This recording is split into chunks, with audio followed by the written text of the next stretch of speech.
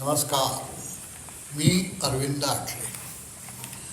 सध्या ब्रह्मचैतन्यांचे शिष्य केवी उर्फ बाबा बेलसरे यांच्या कथांवर आपण चर्चा करतो. त्या कथा तुम्हाला सांगून त्या कथामध्ये काय मतितार्थ आहे हे सांगण्याचा मी प्रयत्न करतो आहे. साधकांसाठी अत्यंत उपयोगी अशा या कथा आहेत.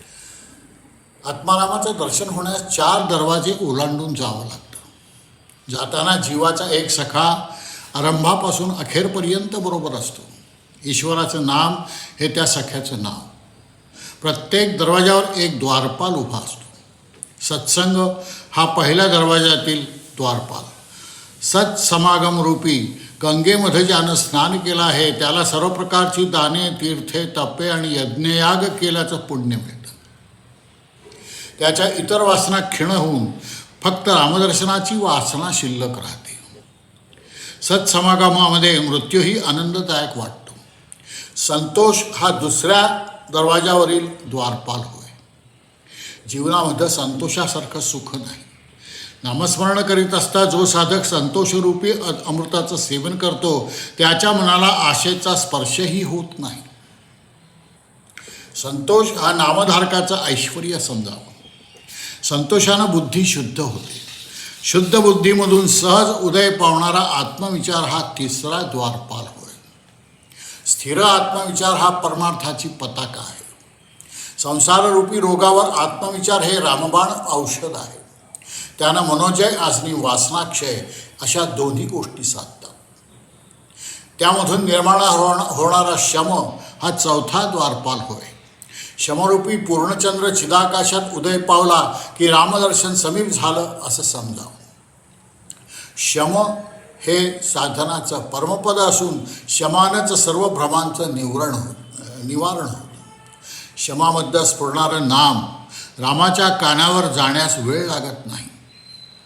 स्वतः राम हात पुढं करून साधकाला जवळ करतो. साधक त्याच्या चरणी विलीन होतो. साधक रामरूप बनतो. तर उपासनेमध्ये हे 4 द्वारपाल सांगितले आहेत. आत्मारामाचं दर्शन. उपासना म्हणजे उपासनेचं उद्दिष्ट काय? शेवटी आत्मारामाचं दर्शन. आत्माराम कोण? आत असलेला, वसत असलेला राम. राम म्हणजे कोण? रम या धातूपासून राम बनला आहे. रमणारा. माझ्यात मी रमतो तेव्हा मला रामाची अवस्था प्राप्त होते. तेव्हा रमन्ति इति रामः हे लक्षात ठेवा. राम म्हणजे कोण? राम बाहेर जाऊन हुडकायची गरजच नाही. राम इथे आहे. हा राम पाहायला शिकलं पाहिजे आणि त्याला आपण आत्माराम म्हणतो. समर्थ जे म्हणतात त्याला तो आत्माराम आहे. याचे 4 दरवाजे. जाताना एक जीवनाचा सखा रामनाम, ईश्वराचं नाव हे त्या सख्याचं नाव आहे. त्रयोदशाक्षरी मंत्र किंवा जो कोणी गुरूंनी दिलेला आपल्याला मंत्र असेल, हा मंत्र हा त्या द्वाराचं पहिलं द्वार आहे त्या रामाच्या. प्रत्येक दरवाजाला हा द्वारपाल, हा सत्संग हा मोठा द्वारपाल आहे. सगळं काही करायला आणि सत्संग नसेल तर तुमच्या विचारांना वेगवेगळे मार्ग फुटण्याचा विषय असतो. फुटू शकतात. वेगळ्या ठिकाणी तुम्ही जाऊ शकता. विचाराने तुम्ही बिघडू शकता. म्हणून सत्संग पाहिजे. सत्संगाची प्रत्येक संतांनी सत्संगाचं अतिशय महत्त्व सांगितलं आहे. नुसते 4 अर्धवटाने येऊन काही बोलणे एखाद्या विषयावर म्हणजे सत्संग नाही. ज्यांचं आचरण अत्यंत शुद्ध आहे, ज्यांचे विचार अत्यंत शुद्ध आहेत, अशा 4 ज्ञानी मंडळींनी एकमेकात चर्चा केलेली त्याला खरा सत्संग म्हणायचा. निदान त्यातला एक तरी ज्ञानी असावा की ज्याच्या विचारांचा बाकीच्यांवर प्रभाव पडेल. सत्संग म्हणजे नुसतं जमून भजन म्हणणं हा सत्संग नाही. सतचा संग. संग म्हणजे बरोबर असणं. हा सत असावा. त्याला गंगा म्हटलं आहे त्यांनी. या ठिकाणी जी गंगा आहे त्यात जर स्नान केलं, या रामनामामध्ये जर स्नान केलं तर त्याला सर्व प्रकारची दान, तीर्थ, तप आणि यज्ञयाग केल्याचं पुण्य मिळतं. इतकं त्या रामनामामध्ये महत्त्व आहे. त्या रामनामाचं त्याच्यात एवढी ताकद आहे. तुम्हाला पूर्ण सगळं आयुष्य तुमचं सुधारण्याची पूर्ण शक्ती त्या रामनामामध्ये आहे. आणि त्यामुळे इतर वासना ही क्षीण होण्याची शक्ती त्या नावामध्ये आहे. फक्त कुठली वासना शिल्लक राहते? रामाचं दर्शन व्हावं ही एकच वासना शिल्लक राहते. त्यामध्ये मृत्यू जरी झाला तरी मृत्यूसमयी रामाचं नाम तोंडात असल्यामुळे तो आनंददायक असा होतो. अशी उदाहरणं आहेत आपल्याकडे. संतोष हा दुसऱ्या दरवाजावरील द्वारपाल. अत्यंत मन समाधानी पाहिजे. मन समाधानी नसेल तर कितीही लटपट करा, काही उपयोग नाही. एका जागी तुम्ही स्थिर राहू शकणार नाही.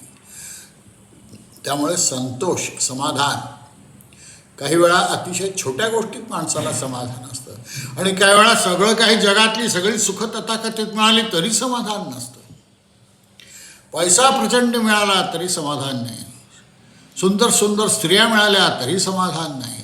सुंदर सुंदर खायला मिळालं तरी समाधान होत नाही. आणखीन खावं, आणखीन वेगळं खावं, या प्रकारचं खावं, त्या प्रकारचं खावं, या इच्छा वासना कधी संपत नाही.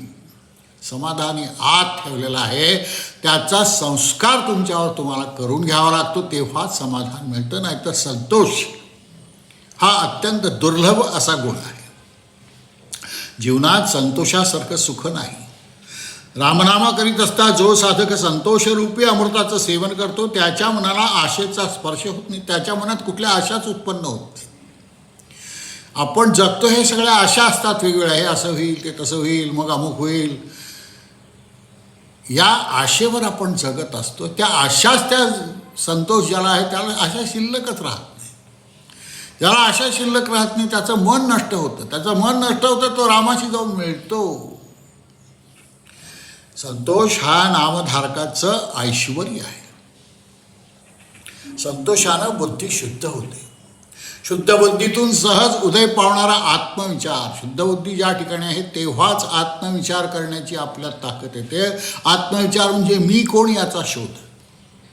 स्थिर आत्मविचार हा परमार्थाची पताका आहे. मी कोण हे एकदा समजलं आणि ते मन, ते विचार जर मनाला स्थिर झाले तर तिथे परमार्थ चालू होतो. परमार्थ सोपा नाही आहे. संसाररूपी रोगावर आत्मविचार हे रामबाण औषध आहे. आत्मविचार तुम्हाला करता आला पाहिजे. आत्मविचार म्हणजे नुसतं डोळे बंद करून मी कोण, मी कोण असं म्हणून ते मी समजत नाही. मी समजणं फार अवघड आहे. त्याच्यासाठी एखादा निसर्गदत्त महाराज लागतो, त्याच्यासाठी एखादा रमण महर्षी लागतो. हा मी समजायला. मनाचे श्लोक रामदासांनी लिहिले आहेत, मी समजण्यासाठी आहेत. हे श्लोक वाचा. आपलं मन काय आहे हे समजावून घ्या. मन समजलं तर मी समजायला सोपं जाईल. आणि त्यामुळे आत्मविचाराने मनोजय आणि वासनाक्षय दोन्ही साधतात. त्यामधून निर्माण होणारा शमदम तितिक्षा उपरती. शमन झालं पाहिजे. मनाचं शमन झालं पाहिजे, वृत्तींचं शमन झालं पाहिजे, रसनेचं शमन झालं पाहिजे. निरनिळ्या भुका लागतात त्याचं शमन झालं पाहिजे. नाहीतर मग तिकडे चित्त जातं. त्याचं शमन झालेलं आहे. हा शमन हा चौथा द्वारपाल सांगितलेला आहे. शमरूपी पूर्णचंद्र चिदाकाशात उदय पावला की रामदर्शन समीप आलं. इतकं त्या शमनाचं महत्त्व आहे. शमदम तितिक्षा उपरती. शमन करा, दमन करा, खूप तितिक्षा ठेवा. वर्ष, 2 वर्ष, 6 महिने झाले की लोक लगेच त्या रामनामाचं काय झालं पुढे, कुठल्या स्थितीत आपण आहोत, किती लाख जप झाला ह्याची चौकशी सुरू करतात. असं नाही आहे. त्याची इच्छा असावी लागते आणि त्याची इच्छा होण्यासाठी तुम्हाला त्याच्या स्वरूपात जाऊन मिसळून जावं लागतं. शम हे साधनाचं परमपद आहे आणि शमानच सर्व भ्रमांचं निवारण होतं. शमामध्ये स्फुरणारं नाम रामाच्या कानावर जाण्यास वेळ लागत नाही. अरे तुम्हीच राममय होऊन जाता. तुम्हीच ते नाम ऐकायला सुरुवात करता. तुमच्याच तोंडून ते नाम बाहेर पडतं आणि तुमचेच कान ते ऐकतात. तुमचं मुख ते सुरुवात करतं रामनाम म्हणायला आणि तुमचे कान ते ऐकतात. आतला जो आत्मा आहे, आत्माराम शांत झालेला असतो.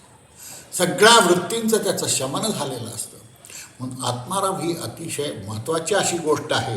त्यामुळं अशा साधकाला राम स्वतः हात पुढं करून साधकाला जवळ करतो. साधक त्याच्या चरणी विलीन होतो. साधक रामरूप बनतो. तो स्वतःच राम होऊन जातो. तो त्याच्या चरणी विलीन होतो, मिसळून जातो तो आणि राम काही वेगळं राहत नाही. किती महत्त्वाची अशी अवस्था ही सांगितलेली आहे. नामानं अविरोध साधतो. मानवी जीवन विरोधानं व्यापलेलं आहे. नामाच्या अभ्यासानं माणसाचं जीवन अविरोधानं नटतं. नामस्मरणानं सर्व शरीर ईश्वरी स्पंदनाने भरून जातं. त्यामुळे शरीरातील सर्व द्रव्ये समान होतात. साधकाला शरीर स्वास्थ्य प्राप्त होतं. त्याच नामानं साधकाच्या सर्व वासना ईश्वराकडे वळतात. त्या न कळत वळतात. हा नामाचा चमत्कार आहे. तुम्हाला समजतही नाही. सगळ्या वासना ईश्वराभोवती गोळ्या झाल्या की मनामध्ये अविरोध उत्पन्न होतो. साधकाला मनस्वास्थ्य प्राप्त होतं. त्याच नामानं जीवाभोवती ईश्वराचं अस्तित्व प्रज्वलित होतं. त्या अस्तित्व भावनेनं आतमध्ये एक नवीन अध्यात्मशक्ती जागी होते. ती शक्ती जीवाला ईश्वराकडे खेचते. मधून जीवाला ईश्वराचा दिव्य स्पर्श होतो. साधकाला जीवन स्वास्थ्य प्राप्त होतं. जीवनात सर्वांगीण अविरोध उत्पन्न होतो आणि अखंड म्हणजे 24 तास ईश्वराच्या अस्तित्वाचं भान लागू लागलं म्हणजे परमार्थ साधला असं समजावं. त्याच स्थितीत नामाचं अनाहत नादात घडून येतं. साधक त्या नादात आनंदाने डोलतो. हे सगळं योगशास्त्र, भक्तिशास्त्र, कर्मशास्त्र, काय सगळे ही शास्त्र आहेत, ही सगळी एकत्रच आहेत. हो, आपण त्याच्यात भेद करतो. एकात एक कांद्याची टरफलं जशी एकात एक असतात आणि कांदा पूर्ण असतो तसं आपला आहे. हे सगळे मार्ग तिथेच नेणारे आहेत. या सगळ्या मार्गांना एकमेकांचा आश्रय घ्यावाच लागतो. मानवी जीवन विरोधाने व्यापलेलं आहे. नामाच्या अभ्यासाने हे जीवन अविरोधाने नटतं. नामाचा अभ्यास करा. अभ्यास येणं तू कौंते, हा उपदेश श्रीकृष्णाने केलेला आहे अर्जुनाला. अभ्यास केलास तर सगळं काही मिळेल. अभ्यासानं माणसाचं जीवन अविरोधाने नटतं. नामस्मरणानं सर्व ईश्वरी स्पंदनानं भरून जातो सर्व शरीर. सगळ्या शरीरात स्पंदन उत्पन्न होतात. मागे अनेक कथा आपण बघितलेल्या आहेत. इतकं रामनाम भिरलेलं आहे की कान लावला की कुठल्याही शरीराला अवयवाला कान लावा, तिथून रामाचं नाम ऐकू येतं. अंगठ्याची सही असेल त्या सहीमध्ये रामनाम दिसतं. इतकं रामनाम लोकांच्या मनात भिरलेलं असतं. जे उत्कृष्ट साधक असतात, जे स्वतःला विसरतात, ज्यांना संसाराची चिंता राहत नाही, ज्यांना संसार असतच नाही. रामनाम हाच संसार ज्यांचा आहे. आणि ईश्वराने जेव्हा हे सगळं स्पंदन भरून जातं शरीर, त्यावेळी शरीरातील सर्व द्रव्य सम होतात.